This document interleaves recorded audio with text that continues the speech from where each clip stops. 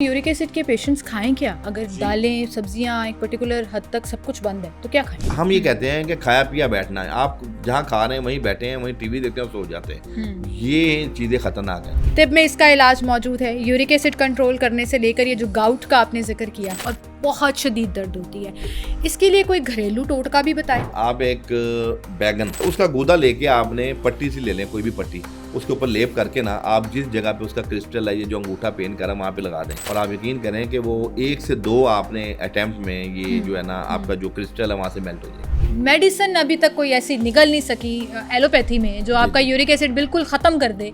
आप कह रहे हैं तिब में ये इलाज मौजूद है कि 100% कामयाब इलाज है यूरिक एसिड का। तो फिर जो जिम जाते हैं बेचारे वो क्या करें? वो तो प्रोटीन शेक्स पी रहे होते हैं, वो तो प्रोटीन के जो चीज़ें अवेलेबल हैं पाउडर फॉर्म में, लिक्विड फॉर्म में, वो सारे कुछ ले रहे होते हैं, तो उनको भी मना करना है। सुनजान शीरी, नंबर 2 जंजबील और नंबर 3 जीरा सफ़ेद, नंबर 4 अलसी, नंबर 5 मुलट्ठी और नंबर 6 उसमें मूसली सफ़ेद और नंबर 7 अलसी के बीच। अक्सर लोगों के घुटनों में जो दर्द है ना, घुटनों में से आवाज आती है कटक कटक की। सुरंजान शीरी, दूसरा है जंजबील और तीसरा है जीरा सफ़ेद। ओनली 3 इंग्रेडिएंट्स हैं, इनको पाउडर बना के 1 टीस्पून बीडी डोज में ट्वाइस अ डे ले लें। उसका इलाज तो फिर यही रह जाता ना, इसकी बजाय कि आप इंतजार करें कि वो कैंसर बनने की तरफ जाए, तो लोग कहते हैं जी जान बचा लो, यूट्रस निकलवा। पिछले 5-7 साल से बहुत हो चुकी थी कि यूट्रस निकाल रहे हैं और वो मामला, उसके साइड इफेक्ट जब देखें तो अब चूंकि अमेरिकन एक टेक्नोलॉजी आई है जिसके अंदर वो इंजेक्शन के जरिए भी वो हिस्से को डेड कर देते हैं। वो कहते हैं बस अब ये जहाँ खैर रसोली में सूख जाएगी। अच्छा, इसमें ये कहा जाता है कि खास तौर पर घुटनों के दर्द के लिए कि जी आपको मसाज करनी चाहिए, मालिश करनी चाहिए, उससे भी फर्क पड़ता है। दुनिया का बेहतरीन रोगन है। अमूमन लोग इसको पेट के लिए और कब्ज के लिए देते हैं। मैंने ये तेल अल्हम्दुलिल्लाह लोगों को जोड़ों के मराज में दिया है। ये जो गर्दन की हड्डी से लेकर ये जो स्टिफनेस है ना, ये बहुत ज़्यादा, मतलब आपका दर्द होना शुरू हो जाता है, आपको बहुत ज़्यादा स्ट्रेस फील होता है। अपने बाजू को सर की तरफ आपने ना 10 सेकंड के लिए ना, लेकिन पोस्चर आपका टेढ़ा है, आप यूँ करेगा, हाँ ये पोस्चर है जी।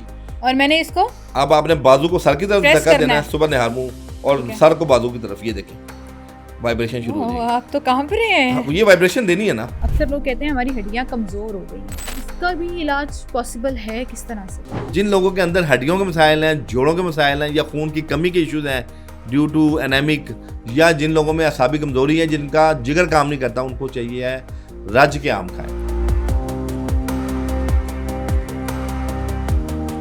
अस्सलाम वालेकुम जी, खुशामदीद हेल्थ अनफिल्टर्ड में। मैं हूँ सीमल हाशमी और आज का मैं एक बड़ा इंटरेस्टिंग टॉपिक आपके लिए लेकर आई हूँ। जोड़ों का दर्द किसको नहीं है? आजकल तो जवानी में भी हम सारे दिन की थकावट के बाद, वो चाहे आप यूनिवर्सिटी से जा रहे हो, दफ्तर से जा रहे हो, कहीं से भी जा रहे हो, घर जाके आपको लगता है बहुत थक गए, लेट गए। ये तो होता है एनर्जी ड्रेन होना, थकावट हो जाना यूजुअली। अब उसमें ये क्या होता है कि मुसलसल बैठे रहने से आपकी कमर में दर्द, मुसलसल घुटनों में दर्द, क्रैक्स, एकदम से पटक पटक की आवाज़ें आना शुरू हो जाती हैं, टखनों में दर्द होना शुरू हो जाता है, बहुत से लोगों को पैरों की हड्डियों में दर्द होता है। अब जोड़ों का दर्द हमेशा सिर्फ घुटनों से रिलेटेड नहीं है, हर जोड़ के ऊपर आपके कहीं पे भी वो दर्द हो सकता है। वो क्यों हो रहा है, उसकी वजह क्या है, और फिर सबसे बड़ी बात कि हिकमत में तिब में इसका क्या इलाज अवेलेबल है। क्योंकि एलोपैथिक मेडिसिन खा के ना बहुत लोग तंग आ जाते हैं and they want something permanent कि जी अब ये लॉन्गर रन में हमें ना सिर्फ हेल्दी बनाए बल्कि हमारे जोड़ों को, घुटनों को, हमारी ओवरऑल बॉडी की एनर्जी को इंटैक्ट रखे।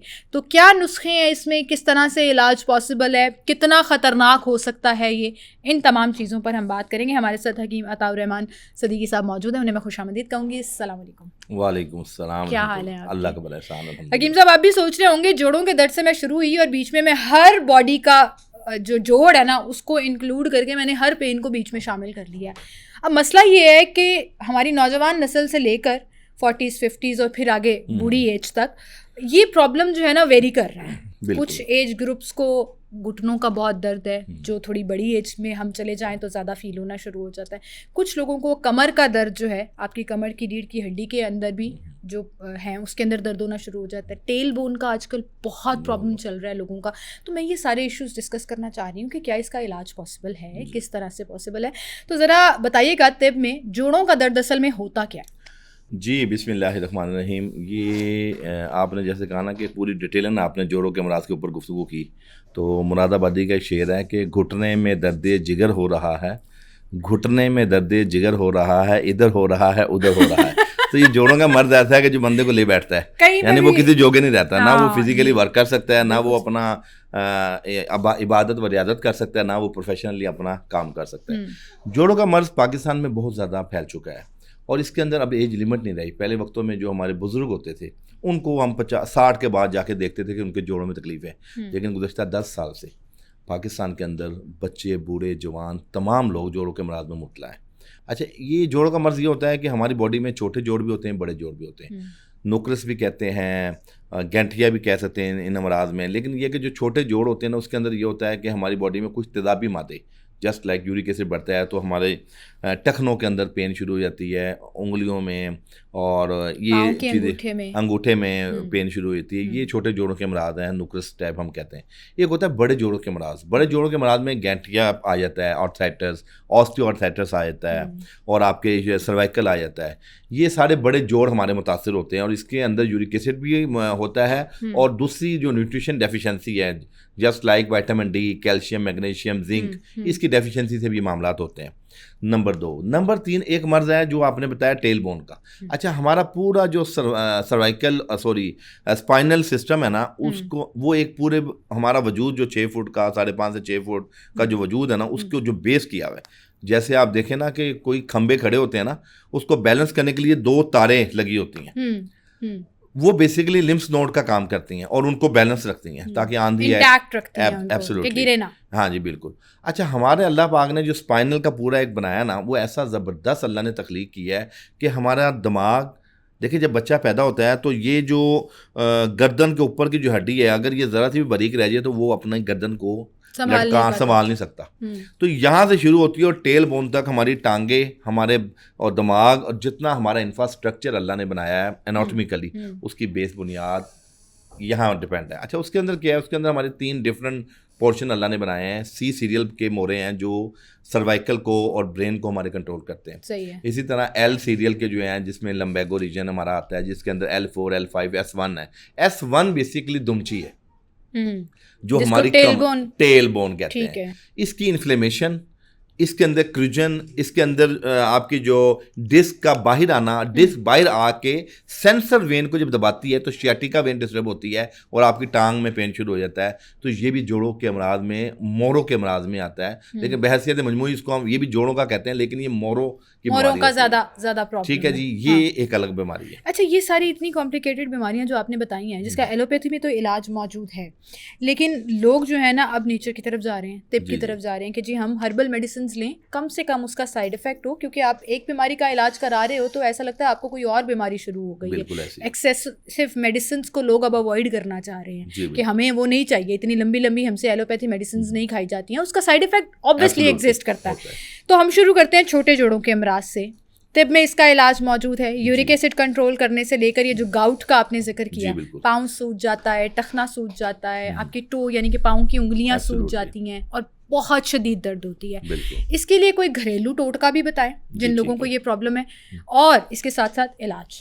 जी बिल्कुल। देखें, छोटे जोड़ों का मर्ज, उसका मेन वजह यूरिक एसिड होता है और यूरिक एसिड हमारा किन चीज़ों से बढ़ता है, पहले तो हमें ये अवेयरनेस होनी चाहिए। मिसाल के तौर पे ये हमारी बॉडी के अंदर प्रोटीन, एक तो प्रोटीन ज़्यादा बन रही है और दूसरा किडनी उसको सिक्रीट नहीं कर पा रहे। यानी हमारे नेफ्रॉन होते हैं, छानियाँ होती हैं गुर्दों की, वो इतनी बारीक होती हैं कि वो जितना तेजाबी मादा, अगर तेजाबी मादा क्लॉट की क्रिस्टल की शक्ल में आ रहा होगा तो वो उसको सिक्रीट नहीं करेंगे, वहाँ इन्फेक्शन कॉज कर देगी और उसमें बाल का पाँव भी सूजना शुरू हो जाते हैं और जोड़ों में फिर तकलीफ शुरू हो जाती है। और इसके अंदर तिब के अंदर हम कहते हैं कि पालक, साग, केचप, मायोनीज और हर किस्म का गोश्त ममनू है छोटे जोड़ों चिकन के। चिकन ले सकते हैं हम, उसको मैं नहीं मना करते, लेकिन ये कि रेड मीट बंद होता है, रेड मीट तो मैक्सिमम उसका वो नुकसान है ना, लेकिन वाइट मीट में भी हमने देखा है कि हम कई पेशेंट्स को कहते हैं चले आप फिश खा लें अगर बहुत है, या चिकन खा लें, उसका इतना नुकसान नहीं है। ठीक है। दालों में माश और चने की दाल जो है ना यूरिक एसिड भी बढ़ाती है और छोटे जोड़ हैं उनको भी बढ़ाती है। दूसरी वजह इसकी जो तिब में यूरिक एसिड के अलावा है वो है बादीपन। कुछ लोग ऐसे हैं जो बल्की हैं, जिनका ग्रेड 2 लीवर फैटी है, ओबेसिटी ज़्यादा है और उनके अंदर फैट्स डिपॉजिट होती हैं और मेटाबॉलिक सिस्टम स्लो है और वो क्या लाइफस्टाइल सेडेंट्री है, खाया पिया बैठ गए, उनके अंदर भी छोटे जॉइंट्स ओवरवेट की वजह से आपके ब्लड सर्कुलेशन में फ़र्क आता है तो मामला होते हैं। तो फिर यूरिक एसिड के पेशेंट्स खाएं क्या? अगर दालें, सब्जियां एक पर्टिकुलर हद तक सब कुछ बंद है तो क्या खाएं?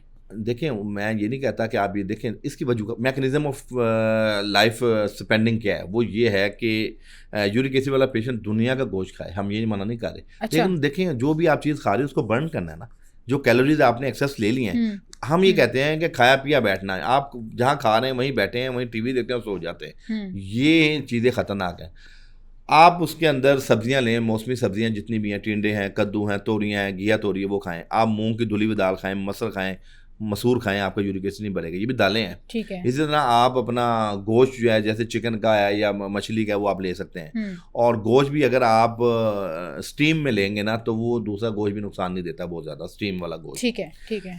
इसके अलावा पानी का इंटेक बढ़ा दिया जाए, पानी की कमी की भी वजह यूरिक एसिड बढ़ता है। तीसरे नंबर पे हाँ, हमारे खानों में जब आप टमाटर ना डालें, आप दही डालना शुरू कर दें। अच्छा, टमाटर नहीं खाना? टमाटर इसमें यूरिक एसिड बढ़ाता है टमाटर। और ठीक है। किडनी के लिए भी आपको पता है, प्रोस्टेट के लिए, प्रोस्टेट कैंसर के लिए तो कैंसर ये टमाटर फायदेमंद है, लेकिन किडनी के अमराज के लिए टमाटर खतरनाक होता है। टमाटर नहीं खाना, टमाटर नहीं खाना। फिर उसका ऑल्टरनेट लेनी, मतलब यूरिक एसिड के पेशेंट्स जो हैं उनके खानों में टमाटर, लेकिन वो तो पक जाता है ना, लोग कहते हैं जी एक आधे टमाटर से क्या फर्क पड़ता है। टमाटर पूरा एक असल देखे ना, एक पपाया है, आपको पता है खाना गलाने के लिए पपीते के बीज डालते हैं खानों में, तो वो खाने को पूरा गला देता है। तो जब वो अंदर जाएगा बॉडी के, तो मैं बताता हूँ कि ये टमाटर चाहे एक हो या दो वो करता है। अब देखें ना, माछ की दाल किसी यूरिक एसिड वाले पेशेंट को खिला दें, उसी दिन उसको पेन शुरू हो जाएगी टखने में और छोटे जॉइंट्स में। अच्छा, तिब के अंदर इसका सोल्यूशन बड़ा ज़बरदस्त है। अच्छा, अभी मैं यहाँ पे आपको रोकना चाहूँगी। अभी आपने एक बात की कि प्रोटीन खाने से जो है वो जोड़ों का दर्द, यानी कि ये जो गाउट का प्रॉब्लम हो सकता है ना, जाहिर है वही आपने कम करना है, वो नहीं लेना। तो फिर जो जिम जाते हैं बेचारे वो क्या करें? वो तो प्रोटीन शेक्स पी रहे होते हैं, वो तो प्रोटीन के जो चीज़ें अवेलेबल हैं पाउडर फॉर्म में, लिक्विड फॉर्म में, वो सारे कुछ ले रहे होते हैं, तो उनको भी मना करना है? जी नहीं, देखें हमारे यहाँ एज की लिमिट होती है। आपकी एक उम्र है, जिनके टीन एज के बच्चे होते हैं ना, उनका मेटाबॉलिक सिस्टम फास्ट होता है, वो जो खाते हैं हजम होता है। और फिर मैंने वही बात शुरू में की ना कि उन कैलोरीज को बर्न किया जा रहा है। आप गोश्त, वो लोग अगर गोश्त खा रहे हैं प्रोटीन, तो वो एक्सरसाइज इतनी करते हैं कि वो जुज़े बदन बनता है। जो चीज़ जुज़े बदन नहीं बनेगी और अनडाइजेस्टेड फूड ही तो आपकी बॉडी में टॉक्सिन बनाता है। ठीक है। तो जो, और फिर जो बुजुर्ग लोग हैं, मसाले 40, 45, 50 साल के जो लोग हैं, बुजुर्ग से मराद के 40 के बाद के लोगों को हम अज़ा वक़वा के हिसाब से 40 से बाद के लोगों को बुजुर्ग कह रहे हैं, इसलिए कह रहा हूं, नाराज होने वाले हैं लोग आपसे। मैं आपको बता रहा हूँ, आज मस्जिदों के अंदर आप जाएं ना, तो जितने लोग खड़े होकर नमाज पढ़ रहे हैं उतने ही बैठ के पढ़ रहे हैं, और उसमें जवान भी नजर आएंगे। तो मैं इसलिए अब वो बुढ़ापे, देखें जवानी में वो तकलीफें आ चुकी हैं, जो बुढ़ापे में भी वही हैं, जवानी में भी वही हैं, तो बुजुर्ग ही कहेंगे। अच्छा, दूसरा जो आपने बताया कि वो उनका मेटाबॉलिक सिस्टम फास्ट होता है और वो एक्सरसाइज करते हैं, जिम ज्वाइन करते हैं, वॉक करते हैं, ब्लड सर्कुलेट रहता है, तो वो चीज़ें इतनी नुकसान नहीं देती। अच्छा, मतलब इसका मतलब यूरिक एसिड का पेशेंट अगर जिम कर रहा है तो वो सप्लीमेंट्स के तौर पर प्रोटीन ले सकता है, उसको मना नहीं है। लेकिन प्रोटीन लेने का एतदाल है ना। हम लोग गोश्त खाते हैं तो उसमें हम जो है ना बसियारखोरी कर लेते हैं। जैसे बसियारखोरी है ना, तो गोश्तखोरी इतनी कर लेते हैं कि हमें देखें एक आध बोटी खाए, हम लोग कई हमारे ऐसे भाई हैं जो 1-1 केजी गोश्त खा लेते हैं, तो वो भी तो जुल्म है ना। नहीं, अब मैं कंफ्यूज हो गई हूँ ना हकीम साहब, क्योंकि देखें आपने प्रोटीन सप्लीमेंट लेना है जब जिम करते हुए, तो आपने मसल गेन करने हैं बेसिकली, तो आपने मसल बनाने हैं, जिन्होंने बॉडी बनानी होती है उनको प्रोटीन चाहिए। बिल्कुल, उन्होंने तो रोज एक क्वांटिटी है, एक बोतल के अंदर 2 स्कूप डाल ली या 3 स्कूप, जितना भी उनके जिम इंस्ट्रक्टर ने उनको कहा उन्होंने वो लेना है। तो आपके ख्याल में यूरिक एसिड का पेशेंट इसको कंटिन्यू कर सकता है या उसको भी छोड़ देना चाहिए? नहीं, यूरिक एसिड का पेशेंट वो बिल्कुल भी नहीं लेगा। अच्छा, नहीं लेगा। देखिए, फिर यूरिक एसिड के पेशेंट जिम नहीं जा सकते। वो कैसे जाएंगे जब उनको तकलीफ है, उनसे चला नहीं जा रहा, वो एक्सरसाइज नहीं कर सकते। कंट्रोल कर लिया ना। अब यूरिक एसिड का मसला ये थोड़ी है कि आप बस बेड पे लेट के बैठ गए, आपके क्रिस्टल टूट गए, यूरिक एसिड खत्म हो गया, आप नॉर्मल हो गए। अब आपने उसको बैलेंस रखना है जी, यूरिक एसिड को बैलेंस रखना है ना, शुगर की तरह। एक्सरसाइज आपने करनी है, उस टाइम आपने एक्सरसाइज करनी है, और उस टाइम आपने प्रोटीन, देखें एक्सरसाइज करनी है आपने। अब वो पेशेंट प्रोटीन फिर भी नहीं लेगा, वो नहीं लेगा, प्रोटीन मना है उसको। चलें, जिम जाने वाले सारे लोग जिनको यूरिक एसिड का प्रॉब्लम है वो ये सुन लें, अगर आप प्रोटीन ले रहे हैं तो आप अपने साथ और ज्यादा ज्यादती कर रहे हैं। अच्छा, अब एक प्रॉब्लम एग्जिस्ट कर रहा है, यूरिक एसिड के बाद आपका पाँव सूज गया, आपका टखना सूज गया, आप चलने फिरने से भी कासिर हैं, कोई घरेलू टोटका बताएं जो फौरन, कोई घरेलू इलाज बताएं जो फौरन आप वो करें तो उससे जो यूरिक एसिड के क्रिस्टल्स बने हुए होते हैं आपके पाँव में, आपके टखने में, वो टूटना शुरू हो जाए। जी बिल्कुल, आप एक बैंगन ले लें और उसको आप तवे के ऊपर ना जला लें, बैगन को उसका गूदा जो है तवे के ऊपर जला के, ठीक है, तो आप बगैर किसी ऑयल के, बगैर किसी हाँ जी बिल्कुल सिंपल, वो उसको जलाना है आपने। उसकी एक राख टाइप, राख तो नहीं बनेगी लेकिन वो रहेगा तो लिक्विड ही, लेकिन उसको जला लेना है। वो ब्लैक पहले भी वो जामनी होता है तो वो ब्लैक ही हो जाएगा। ठीक है। अच्छा, उसका गूदा लेके आपने पट्टी सी ले लें, कोई भी पट्टी, उसके ऊपर लेप करके ना आप जिस जगह पे उसका क्रिस्टल है, ये जो अंगूठा पेन कर रहा है, वहाँ पे लगा दें। 20-25 मिनट उसको लगा रहने दें। उसके बाद आप उसको गर्म पानी से धो लें और आप यकीन करें कि वो 1 से 2 आपने अटेम्प्ट में ये जो है ना आपका जो क्रिस्टल है वहाँ से मेल्ट हो जाएगा। अच्छा, ये बैगन का अल्लाह ने ये तासीर रखी है। जबरदस्त। दूसरा ये हमारे पास है कि आप सरसों के तेल को गर्म करके उसमें 1 चम्मच हल्दी और 1 चम्मच शहद, इसका एक लिक्विड बना लें और वो लिक्विड को भी आप अपने जो मतलब पाँव का अंगूठा है उसके ऊपर इर्द गिर्द लेप कर दें और उसके ऊपर कोई गर्म पट्टी रख लें और वो भी आधा घंटा ये अमल रखें और दिन में 2 बार ये अमल करें। तो मेरा ख्याल है कि शायद जो यूरिक एसिड की दवाई है वो तो अपना काम एक पूरे मेटाबॉलिक सिस्टम के मुताबिक करेगी ना, वो टाइम लगता है, टाइम लगता है। लेकिन जो एक्यूट पेन है स्पेसिफिक जो आपके उस जगह एक पर्टिकुलर जगह पे हो रही है, जगह पे, उसको ये विद इन हाफ आवर्स आपको रिलीफ मिलेगा। और आपको पता है जो यूरिक एसिड की छोटे घुटने की पेन है ना, ये तो बंदे को टिकने नहीं देती, इतनी दर्द होती है कि बंदे की जान निकलती है पूरे वजूद में। और वो फिर जब आप लगा लेंगे तो आपको फौरी तौर पे सुकून मिल जाएगा और आप जो है ना अपने आपका चलना फिरना बहाल हो। बिल्कुल सही। और तिब में इसकी मेडिसिन मौजूद हैं जो आपको मेडिसिन है यूरिक एसिड कंट्रोल रखने में मदद देती हैं या यूरिक एसिड खत्म हो दायमी खत्म हो जाता है यूरिक एसिड। मेडिसिन अभी तक कोई ऐसी निकल नहीं सकी एलोपैथी में जो आपका यूरिक एसिड बिल्कुल खत्म कर दे। आप कह रहे हैं तिब में ये इलाज मौजूद है कि 100% कामयाब इलाज है यूरिक एसिड का, यूरिक एसिड का। और उसके साथ एहतियात देखें, कोई भी मर्द अगर एक दफ़ा लाक हो जाता है, चाहे वो पाइल्स हो चाहे वो यूरिक एसिड का हो, उसकी एहतियात तो फिर फॉर लाइफ होती है। मतलब आप बदपेजी करेंगे एतदाल के दायरे में। मिसाल के तौर पे अगर आपने एक टाइम गोश्त खाया है कहीं नॉर्मल हालत में, दूसरे टाइम आप सब्जी खा लें, जूस पी लें, आप सैलड ले लें। अब ये नहीं होगा कि आपने सुबह में भी गोश्त खाया, दोपहर भी गोश्त खा रहे, रात भी गोश्त खा रहे। वो जब भी चीज़ एतदाल से ज़्यादा तजावुज़ करेगी वो बीमारी का बायस बने। चाहिए कितनी देर का इलाज मौजूद है? ये 1 से 1.5 माह के अंदर परमानेंट यूरिक एसिड का पेशेंट ठीक हो जाता है। ठीक हो जाता है 100%, बिल्कुल जीरो की रहमत से। क्या बात है, चलें ट्राई करें अगर आपको यूरिक एसिड है, क्योंकि ये बड़ा प्रॉब्लम होता है लोगों को, साइकोलॉजिकली ये बड़ा इफेक्ट कर रहा है। अब आगे बढ़ते हैं जी, हम नुस्खा नहीं पूछेंगे आप? हाँ, नुस्खा बता दें। यूरिक एसिड का नुस्खा तो बताऊंगा तो लोगों को फायदा होगा। बिल्कुल, यूरिक एसिड का नुस्खा बताइए। सिर्फ 3 चीजें हैं यूरिक एसिड में। एक है सुरंजान शीनी, हर्ब्स हैं हमारी, इंग्रेडिएंट्स हैं। दूसरा है जंजबील, सूखा अदरक जिसको हम कहते हैं और सुंड भी कहते हैं। और तीसरा है जीरा सफ़ेद।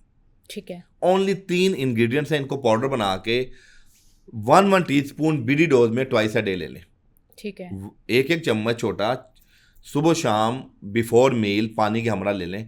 1 माह इस्तेमाल कर लें। आपका यूरिक एसिड दायमी तौर पे अगर वो 8-9 पे भी है, 10 पे भी है, तो वो लेस देन 5 पे आ जाएगा। लेस देन 5 पे आ जाएगा। अल्लाह ये 1 महीने का चैलेंज, 1 महीने का इंशाल्लाह। ये तो देखें, मैं तो इसका खुद, मैं चूँकि बीफ का बड़ा शिदाई हूँ बचपन से ही, तो मेरा भी यूरिक एसिड बढ़ जाता है। तो मैं यही दवाई खाता हूँ और मेरे घर में भी ये हर वक्त पड़े। इवन कि मैं जब सफ़र में जाता हूँ, जिन लोगों को यूरिक एसिड रहता है वो किसी कंट्री में जाते हैं, उनका शूज़ चेंज होता है या जहाँ ज़्यादा चलना पड़ता है, आप दुबई जाते हैं, सऊदीया जाते हैं उम्रे पे, तो आपको चलना पड़ता है, तो वहाँ आप थोड़ी शिकायत की तकलीफ में आ जाते हैं। तो ये दवाई हमारी बॉडी हमारे पास हर वक्त मौजूद होती है। जबरदस्त जी, जबरदस्त, बड़ा अच्छा नुस्खा बताया और 1 महीने का चैलेंज भी दे दिया साथ में। तो आप एक काम करें ना, यूरिक एसिड का भी टेस्ट कराएं, ये नुस्खा आजमाएं और फिर 1 महीने के बाद दोबारा टेस्ट कराएं। और अगर हकीम साहब से इलाज आ गया तो उनको दवाएं देना आया तो शिकायत भी पहुंचाएं उन तक। बिल्कुल, आप इस पे करें। अच्छा जी, आगे बढ़ते हैं हकीम साहब। अक्सर लोगों के घुटनों में जो दर्द है ना, वो अब नौजवानों में बहुत ज़्यादा होना शुरू हो गई है। मेल और फीमेल दोनों में है, लेकिन मेल में ज़्यादा है। ये घुटनों में से आवाज़ आती है कटक कटक की, फिर ऐसे कहीं घुटना फंस गया, आपको पता है टांग सीधी नहीं हो रही होती, वो उसका जो मूवमेंट है आपस में लिगामेंट की, वो बड़ा लोगों को शिकायत आ रही है और लोग ऑर्थोपेडिक की तरफ जा रहे हैं, ऑपरेशन की तरफ जा रहे हैं। नी रिप्लेसमेंट बहुत ज़्यादा कॉमन, बूढ़ों बुजुर्गों में तो होता ही था, अब नौजवानों में भी ये कसरत से नज़र आना शुरू हो गए हैं केसेस। क्या वजह है इसकी? जी, इसकी पहली वजह तो ये है लैक ऑफ एक्सरसाइज, कि आप बहुत से लोग हमारे ऐसे हैं जो एक्सरसाइज नहीं कर रहे बिल्कुल भी। और मैं समझता हूँ जब एक्सरसाइज आप करते हैं ना, तो अल्लाह पाक ने जो मशीनरी बनाई है, आपको पता है कि जो अल्लाह पाक ने हमारी वजूद बनाया है, हमारे जो घुटने हैं, ये 100 साल तक भी ख़राब नहीं हो सकते। अच्छा। लेकिन हज़रत इंसान ने अपनी खुराक के अंदर, अपनी लाइफस्टाइल के अंदर, यानी हमने इतनी बेहतियातियाँ, बेतदालियाँ और बदपरहेजियाँ की हैं कि हम अपने आप को इस नौबत पे ले आए कि 35-40 साल की उम्र में भी हमारे जोड़ हम मफलूज जवाब दे गए हैं। और ये मैं बता रहा हूँ, ये रिसर्च है कि अल्लाह पाक ने जो हमारी तकलीफ की है ना, 100 साल तक भी हमारा ऑर्गन अगर हम बदपेजियाँ ना करें तो ख़राब नहीं हो सकता। ये घुटनों में अल्लाह ने सलाहियत दी है कि 100 साल तक, पहले वक्तों में देखे ना हमारे लोगों की उम्रें 100 साल होती थी, इन्हीं घुटनों के ऊपर वो चलते फिरते थे, नमाज पढ़ते थे, हज करते थे। एक 100 साल से ज़ायद के लोग हज करते थे, और वो हज आज का हज नहीं है, वो मुशक्क़त वाला हज होता था जिसके अंदर आप पैदल ट्रैवल करते थे, और कितना 20-20, 25-25 किलोमीटर और कई कई दिन आप जो है ना बहरी सफ़र करते थे। तो ये वही घुटने हैं। लेकिन आज हज़रत इंसान ने, मैंने जैसे आपको बताया, हमारी खुराकों के ऐसे असरात हैं, हमारा स्ट्रेस लेवल, आपको पता है हमारे ब्रेन का जो स्ट्रेस है, हमारे ब्रेन में कार्टिसोल एक ऐसा हार्मोन होता है जो स्ट्रेस की हालत में अगर रिलीज़ होगा तो वो ऑटो इम्यून डिजीज़ पैदा करेगा और वो बड़े जोड़ों को भी मुतासिर करेगा। फिर दूसरे नंबर पर विटामिन डी की डेफिशिएंसी भी इन अमराज का बायस है। तीसरे नंबर पे ओबेसिटी, मोटापा।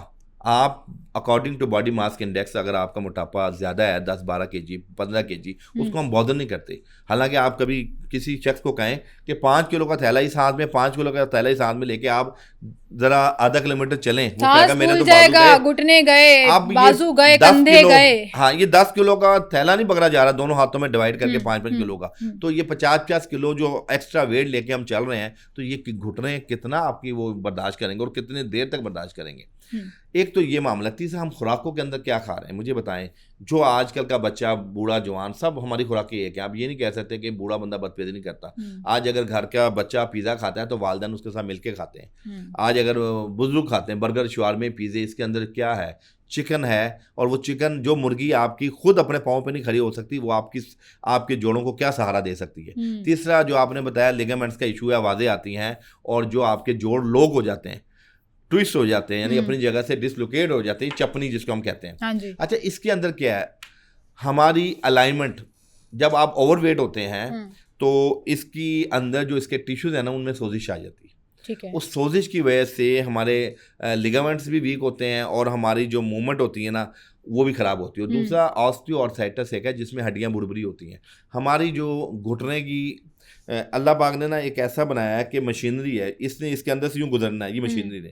लेकिन जब उसके अंदर सुराख और कट्स बनना शुरू हो जाएंगे और उसकी बारीक नोके बनना शुरू हो जाएंगे, और some time degenerative changings bones की, यानी जिसके अंदर कुरकुरी हड्डियां बनती हैं, वो निकल आती हैं, नोके निकल आती हैं जो हमारी पाँव में, हील में, उसकी वजह से क्या होता है, वो रगड़ खाते हैं आपस में। सही है। खुश्की की कुरी हड्डी होती है ना, प्रोटेक्शन होती है उसके ऊपर, जब वो खराब होना शुरू होती है तो आपस में हड्डियां चटखटाना शुरू होती है। हाँ, जैसे वेरी पेनफुल। लुब्रिकेशन की कमी। हाँ। अब वो जो एक मिसाल दी जाती है कि जी मिख मुक गई है, हाँ। वो मिख वही मादा होता है जो आपको लुब्रिकेंट करता है। आज देखें ना, लोग जब चलते हैं तो घुटनों से आवाजें आ रही हैं, रुकू में जाते हैं, मर्दों में ज्यादा है, ख़वातीन की निस्बत ये मर्दों में ज़्यादा है, इसकी क्या बड़ी वजह है? मेरे ख्याल में तो जो जोड़ों के मराज है, हमारे पास जो पेशेंट्स आती हैं वो तो ख़वातीन में ज़्यादा है। अच्छा, उसकी वजह मैं चटकने वाली, घुटने चटकने वाली, नी प्रॉब्लम्स। अच्छा, वो उन मर्दों में है जो लोग बाइक चलाते हैं या एक एक पोस्चर पे, कुर्सी पे, जाहिर बात है ऑफिस ड्यूटी है, अब 8-8, 10-10 घंटे एक पोस्चर में बैठते हैं, ये भी एक वजह है, आप कह सकती हैं। लेकिन हमने जो जोड़ों के मराज ज़्यादा देखे वो ख़वातीन में देखे हैं। उसके अंदर जाहिर बात है हमारी घर के काम, ने ज़चगी के मामला से गुजरना है। यानी आपने अपनी ज़ात के अंदर से एक बच्चे को भी पूरी न्यूट्रिशन देनी है, फिर उसके बाद स्ट्रेस लेवल, घर की, तो ये जो ज़चगी का मामला है ये आपके जोड़ों के ऊपर भी असर डालता है, जो आपके हार्मोनल प्रॉब्लम्स हैं, बच्चे पैदा करना और उसके बाद जो कमजोरी हो जाना। तो देखें, ये तो आम सी चीज़ है ना, बच्चे पैदा करना और नॉर्मल। लेकिन हम जब ख़वातीन से उनकी हिस्ट्री लेते हैं ना, तो पता लगता है जी 5 या अब तो 6 बच्चे ऑपरेशन से हुए हैं, उसके बाद 3-4 DNCs हैं, उसके बाद मिसकैरेजेस हैं। वो औरत कहाँ जाके अपने आप को स्टे करेगी ऐसी कंडीशन में, ऐसी हिस्ट्री में? फिर आपको पता है आजकल वो यूट्रस निकालने का बड़ा ट्रेंड चल गया है। ट्रेंड ही मैं कहूँगा ना कि अब थोड़ी सी अगर फेब्राइड्स हैं, सिस्ट है या कोई ऐसा इशू है, मैं नहीं समझता अल्लाह पाक ने जो यूट्रस एक औरत के अंदर बनाया है उसको जब आप निकाल देते हैं जवानी के अंदर, यानी अब तो 35 में भी यूट्रस निकाल रहे हैं, और आप यकीन करें इसके इतने माबाद असरात हैं कि 10 साल के बाद वो औरत बेचारी ऐसे है जैसे वो 70 साल की हो। लेकिन हकीम साहब देखें ना, एक बीमारी एग्जिस्ट करती है, ये जो फेब्रॉइड्स का आप जिक्र कर रहे हैं वाकई बहुत ज़्यादा बढ़ना शुरू हो गया है, ट्यूमर्स बनना शुरू हो गए हैं, पानी की थैलियाँ बहुत ज़्यादा यूट्रस के अंदर, ये एक अलग टॉपिक है जो हमें डिस्कस करना चाहिए। तो उसका इलाज तो फिर यही रह जाता ना, इसकी बजाय कि आप इंतज़ार करें कि वो कैंसर बनने की तरफ जाए, तो लोग कहते हैं जी जान बचा लो, यूट्रस निकलवा दो। आप बिल्कुल सही कह रही हैं। अब आपको पता है पूरी दुनिया के अंदर टेक्नोलॉजीज आ गई हैं। अब कुछ ऐसी, जैसे वो आप कैमरे के जरिए उस पोर्शन को डेड कर देते हैं, उसकी ब्लड सप्लाई रोक देते हैं, ऑब्वियसली सारा कुछ अवेलेबल है ना। लेकिन मैं ये कहता हूँ कि अब डॉक्टर्स भी इस चीज़ को समझ गए हैं कि अब आप इस साल देखेंगे ना आप पाकिस्तान में, हमारे चूँकि बहुत से गायनाकोलॉजिस्ट से रब्ता रहता है, इस साल पाकिस्तान में ये चीज़ें कम हुई हैं। जब उन्होंने माँ बाप असरा देखें, पिछले 5-7 साल से बहुत हो चुकी थी कि यूट्रस निकाल रहे हैं और वो मामला, उसके साइड इफेक्ट जब देखें तो अब चूँकि अमेरिकन एक टेक्नोलॉजी है ये, जिसके अंदर वो इंजेक्शन के ज़रिए भी वो हिस्से को डेड कर देते हैं। वो कहते हैं बस अब ये जहाँ है रसोली में सूख जाएगी। कैंसर तक भी इलाज ऐसे ही हो रहा है। ठीक है, तो आप कह रहे हैं मतलब यूट्रस निकाल देना जो है ना वो हल नहीं था। हाँ। अब जो है वो मेडिसिन भी इस हवाले से रीथिंक करिए। अच्छा, हमारा हम टॉपिक से जरा आउट हो रहे हैं, जो हम वापस आते हैं घुटनों के दर्द के ऊपर, जोड़ों के दर्द के ऊपर। अच्छा, मर्दों का मैंने जिक्र किया कि उनमें भी ये बहुत ज्यादा है, नौजवानों में ये प्रॉब्लम स्टार्ट हो गई है, उसकी क्या वजह है? देखिए, नौजवान हमारा आजकल कोला ड्रिंक्स बहुत ले रहा है, नौजवान हमारा नशा कर रहा है। मिसाल के तौर पे सिगरेट है या कोई भी नशा ऐसा है जिसके अंदर निकोटीन कैफीन की एक्सेस डोज है, वो ड्राइनेस पैदा करती है, खुश्की पैदा करती है आपकी बॉडी में। इसी तरह नौजवान हमारा क्या कर रहा है, सुबह नाश्ते में वो ऐसी डाइट नहीं ले रहा जो पहले वक्तों में हमें नौजवान को दी जाती थी। हमारा जब बच्चा ग्रोइंग एज में होता था तो वालिदैन क्या करते थे, उसको सागुदाना दिया करते थे। वालिदैन उसको ये अलसी की पिनियाँ बना के देते थे, लड्डू बना के देते थे। अलसी की पिनियाँ बनाते कैसे हैं, पहले मुझे ये तो बताएं जरा। अलसी की पिनियाँ जो है वो कहा जाता है कि एनर्जी का एक बहुत बड़ा सोर्स है, और ये जो है ना की ताकत के लिए बहुत जरूरी है, जोड़ों के दर्द के लिए, बड़े जोड़ों के लिए, हाँ जोड़ों के दर्द के लिए भी, बट जनरली भी आपकी बॉडी की एनर्जी के लिए भी कहते हैं कि बड़ी मजबूती आपको मिलती है। तो जरा बताएं बनाते जी। अलसी की पिनी होती है कि आप तकरीबन कोई 1 पाव अलसी ले लें, अलसी के बीज, उसको आप जो है ना वो थोड़े से देसी घी के अंदर ना रोस्टेड कर लें, भुनाई कर लें। उसके बाद उसको जो है ना आप हमन दस्ते के अंदर ना कूट लें, वो बिल्कुल दरदरा हो जाएगी, उसके कुछ ऑयल्स भी निकलना शुरू हो जाएंगे, फिर वहाँ आप छोड़ दें। उसके बाद आप जो है ना भुने हुए चने ले लें, ठीक है, यानी वो भी आप तकरीबन ये 1 पाव होते हैं, 8 पाव भुने हुए चने ले लें, उसको भी आप ग्राइंड कर लें छिलकों समेत, और वो छिलकों समेत फाइबर है ना, ठीक है, तो वो भी आपको जो है ना उसमें मिला लें। और तीसरा, चारों मगज होते हैं हमारे पास। चारों मगज क्या करते हैं, लुब्रिकेशन पैदा करते हैं और बाइंडिंग एजेंट का काम करते हैं, यानी पनीर के अंदर वो आपको जो है ना बाइंडिंग एजेंट का काम करते हैं। चारों मगज आप एक छटांक ले लें और उसके अंदर ना सुहांजना, ये मैं आपको बना रहा हूँ जो हम लोग बनाते हैं, सुहांजना के 2-3 चम्मच डाल लें पाउडर के। और तीसरा, इसमें हम ना जो हमारे बुजुर्ग थे ना वो थोड़ी सी कलौंजी और जीरा सफ़ेद, और इसमें वो डालते थे बादाम, ठीक है, बादाम, सबका सफूफ, इन तमाम का पाउडर बना के, और शहद के अंदर हम बनाते थे, हमारे वालिद साहब जो बनाते थे ना ये, और थोड़ा सा शहद लेके ना जैसे आटा गूंथते हैं, और उसके बाद वो ब्लैक सी बन जाएगी, और यकीन करें पिनियाँ सी बन जाती हैं। जामुन के साइज की भी अगर आपने एक पिन्नी खा ली, तो आपकी असाबी कमजोरी, आपके जोड़ों में आवाज आना, और आपको एक चाकू चबंद करेगी, आपका असाबी निज़ाम मजबूत कर देगी। तो ये वो पिनियाँ होती थी अलसी की। अब मुझे बताएं, आजकल बच्चा क्या है, सुबह जाता है वो चिप्स को कोल्ड ड्रिंक्स के साथ लेता है, उसका नाश्ता हो जाता है। आज हमने अपने बच्चों को पैसे दे के खुद उनको बता दिया कि भाई तुम नाश्ता जो दिल करता कर लो। नाश्ते में जनाब आप फल ले सकते थे, जौ का दलिया ले सकते थे, तलबीना जो नबी मेहरबान की मरगूब ग़िज़ा है, उसमें अल्लाह ने ताकत रखी है नाश्ते में। अच्छा, फिर आप देखें पंजीरी हमें मिलती थी, पंजीरी भी कितनी ज़बरदस्त चीज़ है, वो आप 1-2 चम्मच बच्चों को खिला दें, पूरे दिन की न्यूट्रिशन बच्चे को मिल जाती थी। यानी ये मुख्तलिफ नाश्ते होते थे जो हमारे बच्चे करते थे। अब मुझे बताएं, आप किन घरों में वो माएँ कहाँ चली गई हैं जो बच्चों को इतने ज़ौक़ शौक़ से नाश्ते बना के दिया करती थी। आजकल माँ बच्चों को पैसे दे देते हैं और बच्चा अपना नाश्ता खुद तैयार करता है। सही कह रहे हैं आप जी। ये जो आपने अलसी की पिनियों का जिक्र किया, मैं हमेशा से पूछना चाहती थी किसी से कि इसकी रेसिपी क्या है, लेकिन मुझे आज तक नहीं पता लगी, और ये तो बड़ी आसान है, बहुत आसान और बहुत ज़बरदस्त है। बिल्कुल, ये सारे इंग्रेडिएंट्स डाल के अगर आप इस्तेमाल, अगर आपको नहीं भी है कोई प्रॉब्लम तो भी आप इस्तेमाल करना शुरू कर सकते हैं। टॉनिक है तो अपने बच्चों को आप जैसे आप खजूर देते हैं, बादाम देते हैं, देखें ये एक आपने ना मुख्तलिफ चीज़ों का मुरक्कब बना के ना अपनी बॉडी की जितनी न्यूट्रिशन, देखें आपको पता है अलसी के अंदर जिंक होता है, फास्फोरस होता है अलसी के अंदर, और B12 होता है। इसी तरह आपका जो इसमें बादाम डाले हैं, दुनिया की बेहतरीन चीज़ है आपके मोरों के लिए, असाब के लिए, पट्टों के लिए। इसी तरह आपने उसमें, अच्छा इसमें काली मिर्च भी डालते हैं, ठीक है, काली मिर्च भी इसमें डालते हैं, और मुख्तलिफ जो चारों मगज हैं जी, हाँ साबुत काली मिर्च का पाउडर थोड़ा बना के जो है। अच्छा, इसमें जो चारों मगज हैं उसकी न्यूट्रिशन आप देख लें, आप इसमें मोरिंगा की न्यूट्रिशन देख लें। ठीक है, वजन तो नहीं गेन होता क्या अलसी की पिनियां खाने से? वजन बढ़ता है? 1% वजन नहीं बढ़ता। अच्छा, इससे आपका कोई वजन में फर्क नहीं पड़ेगा, सिर्फ आपको एनर्जी मिलेगी। जबरदस्त जी। अच्छा, आगे बढ़ते हैं हकीम साहब, लेकिन उससे पहले मैं चाहूंगी कि ये जो जोड़ों का दर्द है, खासतौर पर घुटने का दर्द और जोड़ों का दर्द जिसे कहा जाता है, उसके लिए कोई नुस्खा है आपके पास, जैसे भी आप यूरिक एसिड के लिए बता रहे हैं? जी बिल्कुल, हमारे पास एक बड़ा बेहतरीन नुस्खा है जो 7 चीज़ों के ऊपर जो है ना मुनहसर है। ठीक है, वो अगर आप घर में बना के इस्तेमाल करें, जिन लोगों को मोड़ों का मसला है, जिन लोगों के बड़े जोड़ों का मसला है, जॉइंट्स का और लिगामेंट्स के इशू हैं, घुटनों में से आवाज़ें आती हैं और सोजिश है, उनके लिए दुनिया का बेहतरीन एक नुस्खा है। अच्छा, 3 चीज़ें तो वही हैं जो यूरिक एसिड वाले नुस्खे की हैं। मिसाल के तौर पे सुरंजान शीरी नंबर 1, नंबर 2 जंजबील सूखा अदरक जिसको हम सुंड भी कहते हैं, और नंबर 3 जीरा सफ़ेद, ठीक है, नंबर 4 अलसी, नंबर 5 मुलट्ठी, नंबर 6 मुलट्ठी, और नंबर 6 उसमें मूसली सफ़ेद, और नंबर 7 अलसी के बीज। ठीक है, ये 7 चीज़ें मैं दोबारा बता दूं कि जंजबील, सुरंजान शीरी और ज़ीरा सफ़ेद, अलसी, मूसली सफ़ेद, मुलट्ठी और हल्दी, ये 7 चीज़ों को हम वज़न लेके पिसवा लें, बराबर लेके वज़न, बिल्कुल इसको ना बारीक पाउडर कर लें, और ये तकरीबन आधा चम्मच से लेके 1 चम्मच तक आप ले सकते हैं दिन में 3 बार खाली पेट। ठीक है, ये 7 दिन हर खाने से पहले, जी, बिफोर मील, हर खाने से आधा, शाम खाना जी बिल्कुल, 3 टाइम खाने से पहले ले लें, और अगर खाने के बाद भी लेना तो 1 घंटे बाद ले लें। ठीक है, आप यकीन कीजिए 7 दिन के अंदर जिन लोगों को घुटने में से वादे आ रही हैं, जिनके दर्द है, और जिन लोगों को डॉक्टर ने कहा है कि जी आपकी नी रिप्लेसमेंट होनी है और कोई हल नहीं है, उनके अंदर ये नुस्खा और वो एक्सरसाइज जिसमें आप अपनी जो टांग है उसको थोड़ा सा खींचते हैं ताकि उसकी जो रगड़ में कमी आए, को जो है वो खींचे, और जी, तो आप यकीन कीजिए दुनिया की बेहतरीन ये नुस्खा है, और ये बेजरर नुस्खा है। देखें, लोग पेन किलर खा के ताकि, इसमें कोई भी ऐसी चीज नहीं है जिसका नुकसान, प्योर ऑर्गेनिक है, और इसके अंदर एक बिल्कुल एक बैलेंस नुस्खा है, और हर मरीज जो ब्लड प्रेशर का है, चाहे वो शुगर का है, चाहे वो मैदे का मरीज है, वो ये खा सकता है। यानी इसके अंदर मतलब इससे आपकी शुगर या बीपी या बाकी चीजें कुछ डिस्टर्ब नहीं होंगी। कुछ इंग्रेडिएंट्स ऐसे हैं जो आपके जीआईटी सिस्टम को मजबूत करते हैं, जो आपकी इन्फ्लेमेशन को देखिए, इसमें हल्दी मुलट्ठी इन्फ्लेमेशन को ठीक करती है। इसके अंदर जो सुरंजान शीरी है पेन किलर का काम करता है, नेचुरल पेन किलर है।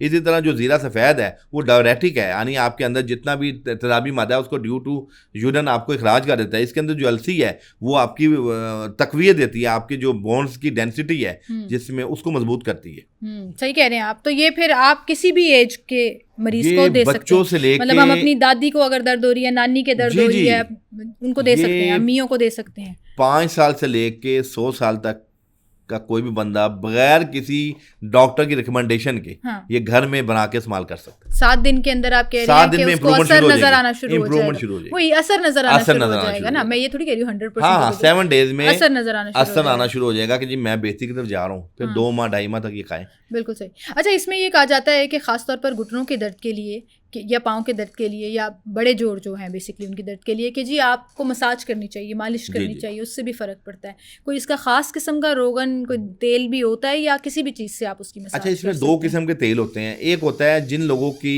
जो आवाज़ें आती हैं और मिख ड्राइनेस हो जाती है लिगामेंट्स में, और जिस तरह कहते हैं मिख ख़त्म हो गई है, उनके लिए तो हमारे पास जो रोगन अरेंड है, कस्टर ऑयल, दुनिया का बेहतरीन रोगन है। अमूमन लोग इसको पेट के लिए और कब्ज़ के लिए देते हैं। मैंने ये तेल अल्हम्दुलिल्लाह लोगों को जोड़ों के मराज में दिया है। दूध में 2 कतरे डाल के देते हैं कब्ज़ के लिए, बच्चों को बहुत ज़्यादा देते हैं, मुझे पता है। यानी आज लोग हैरान होंगे कि ये रोगन अरेंड जोड़ों के मराज में, जबकि कोई तबीब नहीं देता। ये मेरे रिजल्ट ओरिएंटेड चीज़ है। हम ये नुस्खा देते हैं, और उसके साथ रोगन अरेंड को हम कहते हैं मसाज करना है आपने, ठीक है। और उसका तरीका ये है कि रोगन अरेंड लेके वो थोड़ा सा एक्स्ट्रा लुब्रिकेंट होता है, आम तेल अरेंड, इसका रोगन है, कस्टर ऑयल एक ही चीज़ है। अच्छा, कस्टर ऑयल जो है ना तमाम तेलों में थोड़ा सा ज़्यादा लुब्रिकेंट होता है, ठीक है। यानी कुछ तेल ऐसे हैं जैसे जैतून का तेल है, इतना लुब्रिकेंट नहीं होता, वो थोड़ा सा मलेंगे जल्दी जज़ब हो जाएगा। जो स्लिपरी चिपचिपाहट वाला एक एलिमेंट होता है ना, वो असल में जब ये बालों पे लगाते हैं ना तो फिर आप मलते ही रहते हैं, वो जज़ब नहीं होता। यानी इसकी जज़ब नहीं होता, उतरता भी नहीं है, उतरता भी नहीं जल्दी। अच्छा, ये रोगन अरेंड को आपने हल्के हाथ से मसाज करना है, ठीक है, और उसके ऊपर नी बैंडेज पहन ले या कोई पट्टी पहन ले घुटने के ऊपर, और उसके बाद नमक और रेत को गर्म करके ना उसका टकोर कर ले। नमक और रेत का? जी, नमक। हमारे पुराने वक्तों में ना ये देखिए, हमारे यहाँ टकोर सिर्फ यही समझा जाता है कि हीट दी जाए, जबकि हीटिंग पैड्स आ गए अब तो मॉडर्न जमाने में। रिजल्ट और नमक और रेत के रिजल्ट में जमीन आसमान का फर्क है। मैं आपसे पूछती हूँ नमक और रेत का कैसे देते हैं, लेकिन मुझे तो बचपन में ये आता है, कोई पुराना सा दुपट्टा ना ऐसे उसका गोल गोल करके तवे के ऊपर गर्म करके उस दुपट्टे से सेका दे दिया। अब जो है वो हीटिंग पैड्स आ गए हैं कि जी हीटिंग पैड्स जो है वो गर्म हीट अप करके वार्म अप करके अब अपनी उस जगह पे घुटने पे, टांग पे, हाथ पे, कहीं पे भी आप वो रखें। ये नमक और रेत वाला तो मैं पहली दफा सुन रही हूँ। मैं आपको बताता हूँ, देखें दिल्ली वाला नमक और आम रेत जो हमारे घरों में मिस्त्री इस्तेमाल करते हैं। दिल्ली वाला नमक कहाँ से? दिल्ली वाला आम मिलता है, पता है मुझे, ऐसे कह दिल्ली वाला नमक आम मिलता है। वो बेसिकली ना आपको पता है हमारा जो असल नमक खाने वाला है वो यही पत्थर वाला होता है, नमकीन नमक जो निकलता है। हमें आदत नहीं रही ना, हम अब वो आयोडीन वाला नमक यूज कर रहे हैं, तो बैर का वो एक अलग बहस है।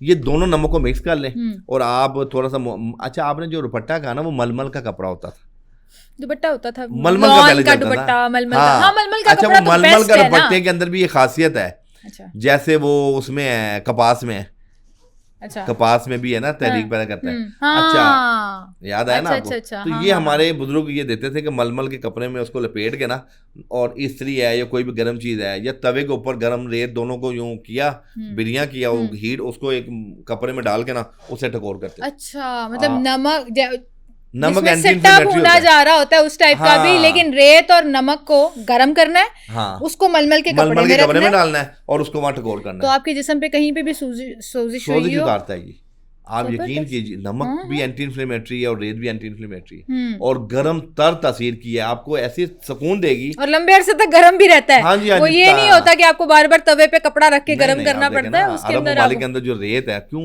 वो ज्यादा सहरा है वहाँ, तो वहाँ पे वो रेत ही तो है जो गर्माइश पैदा करती है। तो वो जब रेत और नमक को आप गर्म करके और टकोर करेंगे, तो आप यकीन करें फौरी तौर पे उस पेशेंट को सुकून मिलेगा। अच्छा यानी जबरदस्त। 3 चीजें, एक नुस्खा इस्तेमाल करे, दूसरा एज अ लोकल एप्लीकेशन ये तेल का इस्तेमाल करे, और तीसरा वो एक्सरसाइज है। ये पूरा flexible। पैकेज है। ये पैकेज जोड़ों के अमराज के लिए इंशाल्लाह जो लोग ये चाहते हैं कि जी अभी स्टेज में हम क्या ऑपरेशन करवाएं, तो उनको तो लाजमी उनको नुस्खा इस्तेमाल करना चाहिए। लाजमी जो है इसमें जबरदस्त जी जबरदस्त। अब आ जाते हैं हम, चूंकि मैंने बीच में टेल बोन का भी जिक्र जी, जी, किया, बिल्कुल। कमर की दर्द का भी जिक्र किया। अब टेल बोन से एक तो आपने शैटिका का जिक्र किया कि वो हो सकता है कि एक तो टांग में भी दर्द खिंच के चली जाती है, दूसरा लोगों के कमर में बैकबोन में प्रॉब्लम। अब ये प्रॉब्लम उन लोगों के लिए जो दफातर में बैठकर 8-8 घंटे मुसलसल काम कर रहे हैं। पहले चलने फिरने वाली जॉब्स होती थी, अब मुसलसल बैठकर काम, कंप्यूटर के आगे या किसी भी जगह पर आप बैठे हुए हैं और काम कर रहे हैं, आप उससे पहले नहीं उठ सकते। इन लोगों को बहुत ज़्यादा प्रॉब्लम ये शुरू हो गई है, टेल बोन का, कमर का।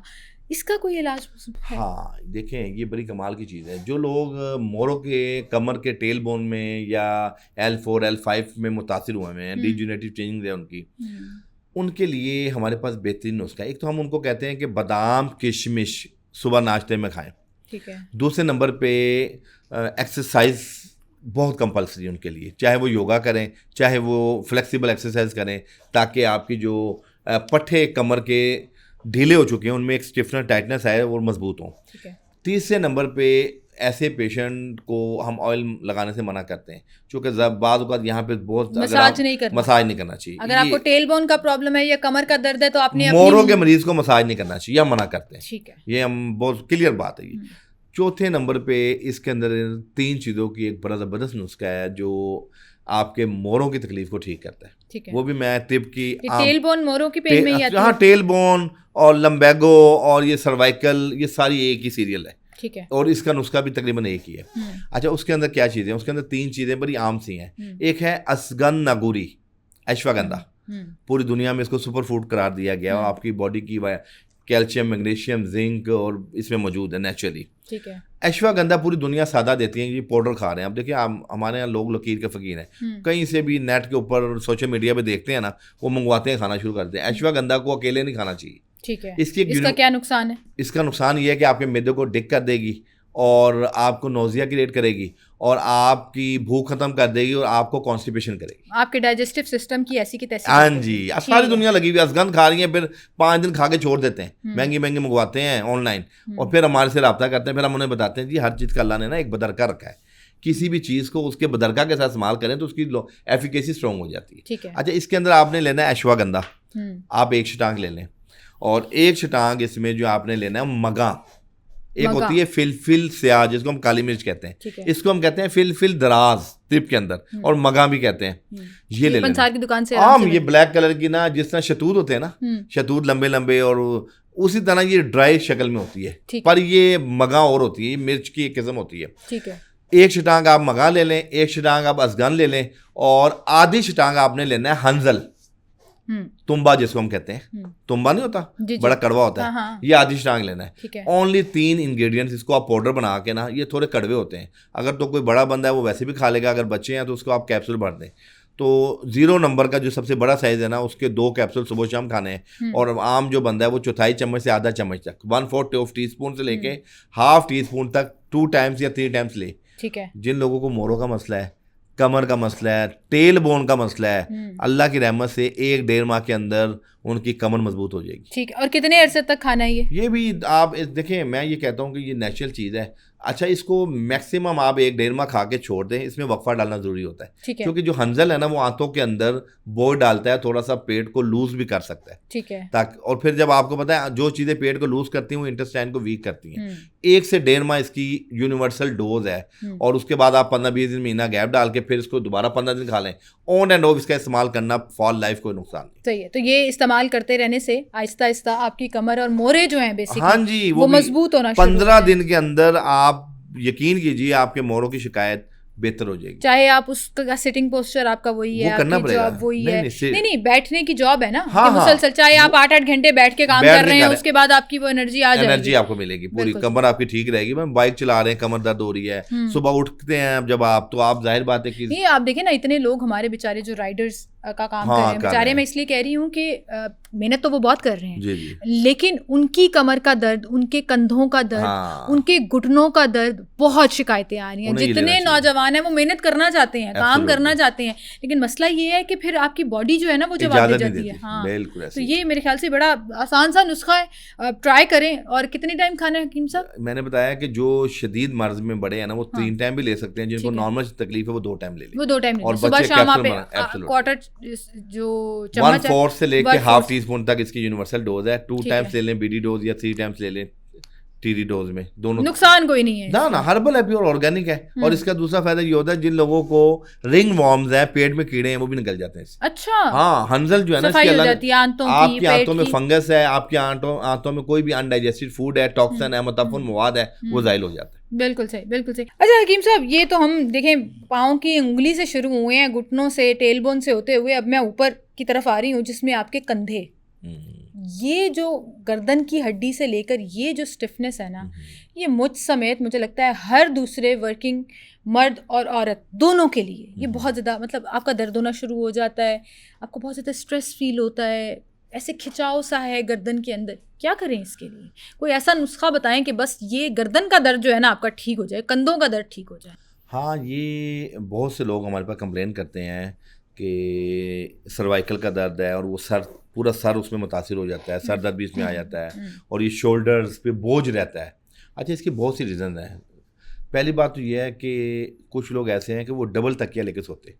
अब जब आप ऊंचा तकिया लेके सोते हैं तो ब्लड सर्कुलेशन आपकी दिमाग को रात तक नहीं पहुंच पाती। अच्छा, जिससे आपकी तरसील में फ़र्क आता है, ब्रेन को ऑक्सीजन नहीं मिलती। अच्छा, मैं डबल तकिया लेके सोती हूँ, जी। मैं अपनी मिसाल दूंगी, लेकिन मेरा ये होता है कि ये कंधा जो है वो नीचे वाले तकिए पे आ रहा होता है, ऊपर वाला थोड़ा सा दूर होता है और उस पे मेरा सर आ रहा होता है, मतलब बिल्कुल बैलेंस को इतना ऊंचा नहीं होता। वो तो आपने बल्कि अच्छा किया ना, सपोर्ट दी है। हाँ, देखिए आपको पता है जो आर्थो के जितने भी हैं जो तकिए हैं, हाँ, उनकी क्या उसका पोस्चर क्या है? उसका ये है कि वो थोड़ा सा नीचे होते हैं, आपकी यहाँ से होता है टाइप बीच में, वो आपकी गर्दन को सपोर्ट करते हैं। हाँ, और थोड़ा सा पीछे जाके ऊंचे हो जाते हैं, हाँ, और वो आपकी गर्दन को सपोर्ट करते हैं कि ताकि आपका पोस्चर तय। आप तो मेरा गल खुद ही बना लेती हूँ, टेक्निकली आपने आर्थो तकिया बना लिया। तो आप कह रहे हैं 2 तकिए जो बिल्कुल पैरेलल पड़े हुए हैं, गर्दन के नीचे रख के ना यूं सो रहे होते हैं, उनकी गर्दन यूं होती है, वो बहुत खतरनाक चीज़ है। नंबर 1। ठीक है। नंबर 2, इसकी वजह यह है कि हम बहुत ज़्यादा मोबाइल को जो है ना, हमारा जो स्क्रीन टाइम है ना वो 8 और 10 घंटे हो चुके हैं। सभी लोगों का काम मोबाइल के ऊपर होता है ना, मुसलसल बैठे हुए,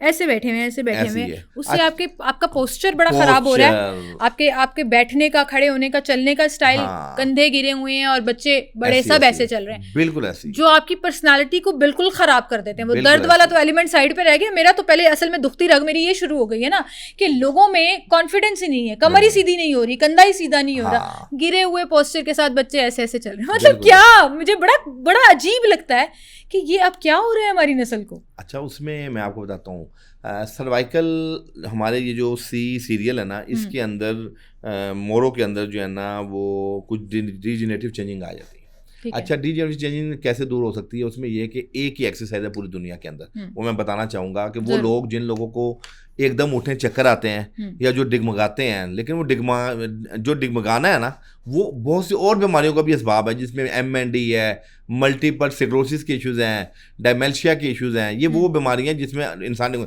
लेकिन एक रफ सा है, कई ख़वातीन कहती हैं हम एकदम उठते हैं हमें चक्कर आते हैं, वो सर्वाइकल का इशू है। एकदम उठते हैं, चक्कर आते हैं। मैं हाथ इसलिए खड़ा कर रही हूँ कि मुझे भी होता है। Absolutely. आंखों के आगे अंधेरा आ जाना, ये सर्वाइकल ब्लर नजर आना शुरू हो जाता है, ग्लासेस लगाई भी हो तो ब्लर। अच्छा, इसका असाबी, अब हमारे जितना भी असाबी ढांचा है ना, उसमें जो बेस बुनियाद है ना, वो ये ढांचा है। ठीक है। अच्छा, इसके अंदर बहुत सी कमी होती है। बाज़ औक़ात क्या होता है, आपको मैग्नीशियम की कमी होती है, पोटेशियम की कमी होती है। जितनी भी हमारी जो इलेक्ट्रिकल हमारी बॉडी के जो एक सप्लाई सिस्टम है ना, उसका अदम तवाज़ुन भी इसका बायस है। ठीक है। अच्छा, इसके अंदर बड़ी कमाल की चीज़ है। मिसाल के तौर पे एक्सरसाइज में बता रहा था कि आप बिल्कुल इस तरह पोस्चर बैठ के ना, जस्ट लाइक ये अपने बाजू को सर की तरफ आपने ना 10 सेकंड के लिए ना, लेकिन पोस्चर आपका टेढ़ा है, आप यूँ करेगा, हाँ ये पोस्चर है जी।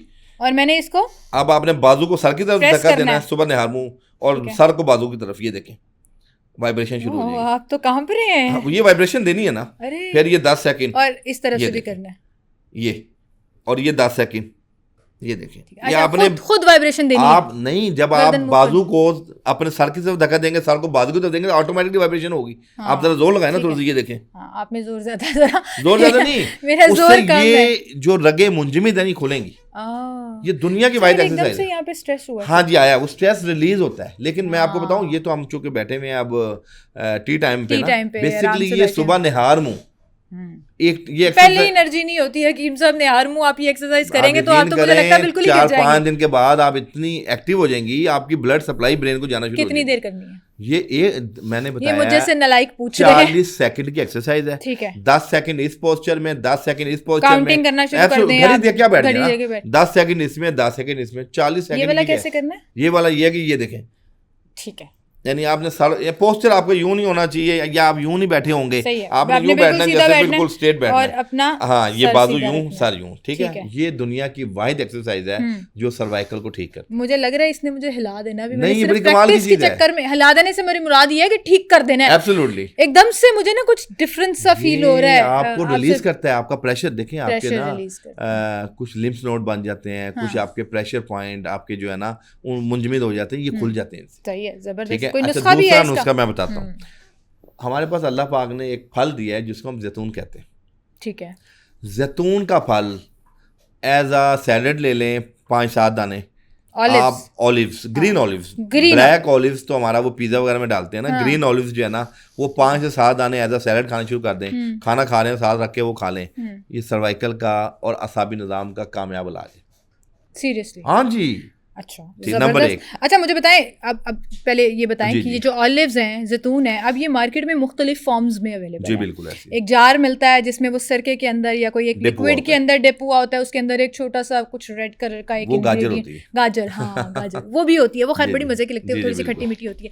क्या उसका भी इतना ही असर होगा, या एक खास तरह के ऑलिव्स हैं जो हमने लेने हैं? नहीं, देखें हमारे जो ऑलिव्स है ना, ये एक ही होता है ग्रीन, लेकिन जो इसका ऑयल निकलता है उसके मुख्तलिफ तरीके होते हैं। हाँ। एक ऑयल होता है जो जिसको हम कहते हैं कि एक्स्ट्रा वर्जन, जो आप खाते हैं। एक होता है जो पाम्स का होता है, जो छिलकों से बनता है, वो as a local application use होता है मालिश के लिए। हाँ, हाँ। और एक होता है कि cold procedure, extra cold procedure, जो एक ठंडे कूलू पे निकाला जाता है, जिसके अंदर उसके तमाम वोलेटाइल्स और तमाम उसके एसेंशियल ऑयल उसके अंदर मौजूद होते हैं। वो बहुत जबरदस्त चीज होती है पूरी दुनिया के अंदर। अब आपको पता है ठंडा कूलू चल पड़ा है। हाँ। यानी कोल्ड प्रोसीजर। अच्छा, ये 3 इसकी जो है ना मामलात है। चौथा जो ग्रीन ऑलिव्स है ना, वो तो ऑलिव्स होता है। अब उसके अंदर ये पाकिस्तान का है, सऊदीया का है, दुबई का है, वो बेहतरीन है। सही है। और वो जो वाटर डिप होते हैं जो आजकल मार्केट में अवेलेबल भी हैं, वो ठीक है। हाँ, उसका भी वही असर कुछ होते हैं पीसेस में कट्स होते हैं, कुछ साबुत होता है, कोई बड़े साइज का होता है। ये सब ऑलिव ठीक है, जो आपके स्वाद दे आप खाना चाहिए। आपने कहा 5 से 6 ऑलिव रोज के 5 से 6 जो गोल ग्रीन ऑलिव्स हैं, वो आपने डेली खाने हैं। आपका सर्वाइकल, आपकी न्यूट्रिशन और आपका असाबी निज़ाम मजबूत होगा, इवन कि आपकी यादाश्त मजबूत होगी। और फिर देखें अल्लाह पाक ने जैतून के कुरान में कसम भी खाई है और जिक्र भी किया है कि इसको लगाओ भी और खाओ भी। यानी अल्लाह पाक ने इसको शिफा को फल करार दिया है। एग्जैक्टली। तो इसमें हमें स्पिरिचुअली भी इसका फायदा मिलता है और मेडिकली भी फायदा मिलता है। बिल्कुल सही। अच्छा, ये आपने कहा कि नुस्खे में इसका सिर्फ ऑलिव है, ऑलिव खाएं और कुछ नहीं, और ग्रीन ऑलिव लगाना है, सॉरी ऑलिव ऑयल लगाना है। ऑलिव ऑयल, हाँ, जैतून का तेल आपने उसके हल्के हाथ से ना डेली रात को मसाज करना है, हल्के हाथ से। आप ये 1 हफ्ते में आप देखें, आपके जिन लोगों के शोल्डर पेन करते हैं, दर्द होती है, वो ये मामला इससे हल हो जाएगा। और तीसरा वही जो नुस्खा हमने बड़े जोड़ों के लिए बताया था, मोरों के लिए बताया था, वो नुस्खा भी आप इसमें भी काम करेगा। जबरदस्त जी, जबरदस्त। तो आपको कोई भी जोड़ों का हड्डियों का प्रॉब्लम है, उस तमाम चीज़ों के हवाले से आज हमने ये टॉपिक डिस्कस किया। लेकिन हकीम साहब जाते जाते एक और चीज़, अक्सर लोग कहते हैं हमारी हड्डियाँ कमज़ोर हो गई हैं। अब जोड़ों की बात नहीं कर रही, मैं जनरली कह रही हूँ, हड्डियाँ कमज़ोर हो गई हैं, ये किस वजह से होता है? अच्छा, हाँ। और इसका भी इलाज पॉसिबल है किस तरह से? देखें, हमारे यहाँ आपको पता है कि 10% जो है ना एक्सटर्नली हमें विटामिन डी मिलता है। विटामिन डी हम जब तक धूप में नहीं जाएंगे, नहीं बैठेंगे, हमें नहीं मिलेगा। हम खुराक से लेना चाहते हैं। अच्छा, खुराक के अंदर हम लोग मौसमी फल नहीं खाते। आपको पता है ये जो आम है, आम इस टाइम फलों का बादशाह भी कहते हैं उसको, और आम ये धूप की रोशनी के साथ पकता है। ठीक है। और जितना विटामिन डी की ऑब्जॉर्प्शन आम में होती है किसी फल में नहीं होती। तो जिन लोगों के अंदर हड्डियों के मसाइल हैं, जोड़ों के मसाइल हैं, या खून की कमी के इश्यूज हैं ड्यू टू एनेमिक, या जिन लोगों में असाबी कमजोरी है, जिनका जिगर काम नहीं करता, उनको चाहिए है रज के आम खाएं। अच्छा, ये जो आप अभी बात कर रहे हैं ना, गूगल इस पे, मेरी आपसे पहले भी इस पे लड़ाई हुई थी, मैंने फौरन गूगल कर लिया। जी जी बिल्कुल। आम के अंदर, नेचुरल फ्रेश आम के अंदर विटामिन डी नहीं हो। आप भी अभी गूगल करें, आप भी करें, मैं आपको बताता हूँ जी। ये देखें, ये विटामिन डी जो है ना सर, मैं और किसी विटामिन की बात नहीं कर रही, मैं किसी मैग्नीशियम की बात नहीं कर रही, मैं किसी जिंक की बात नहीं। मैं आपको टेक्निकली विटामिन डी जो है ना, वो आपको रेयरली किसी फ्रूट में मिलेगा। मैं आपको प्रूफ देता हूँ। देखें, आप मैंगो कैसे एब्जॉर्ब कर लेगा विटामिन डी? सूरज की रोशनी से हमारी बॉडी करती है। तमाम फल, जो फल सूरज की रोशनी से पकते हैं, हम क्या करते हैं, देखिए, हम उसका असर ज़ायल कर देते हैं जब उसको स्टोर करते हैं, या जब उसके अंदर मसाला डाल के उसको कच्चे आम को उतार लेते हैं। देखें, फल वही होता है जो लालच तमा के बगैर उतारा जाए। आजकल हमारे जो जिन लोगों ने फसलें लगाई हुई हैं, या जिन लोगों ने फल लगाए हुए हैं, दरख्त लगाए हुए हैं, वो क्या करते हैं, लालच में उसको जल्दी उतारते हैं, कच्चा पैक करते हैं। हमने तो बात करनी है नेचुरल चीज़ों की जो अल्लाह पाक ने हमारे लिए बनाई है। हम ये कहते हैं कि जब ताज़ा फल गिरा है ना, मार्केट में आता है, उसके अंदर 7 दिन तक पूरी न्यूट्रिशन वो मौजूद होती है जो आपको न्यूट्रिशन। आज विटामिन डी नहीं होता, नहीं, साइंस कह रही है सर, किसी चीज पे तो साइंस मान कह रहा हूँ, एब्जॉर्प्शन तमाम की फलों और में बात है, लेकिन टेम्परेरी विटामिन सी मिल जाएगा आपको आम में, वाफर मिकदार में विटामिन सी होता है, हम सबको जानते हैं, ठीक है। वो किसी भी सिट्रस फूड के अंदर भी होता है, और वो इम्यूनिटी को बढ़ाने में बड़ा मदद करता है। मैं विटामिन ई मौजूद है, विटामिन ए मौजूद है। मैं आपसे मुसलसल सिर्फ ये कह रही हूँ कि विटामिन डी नहीं होता।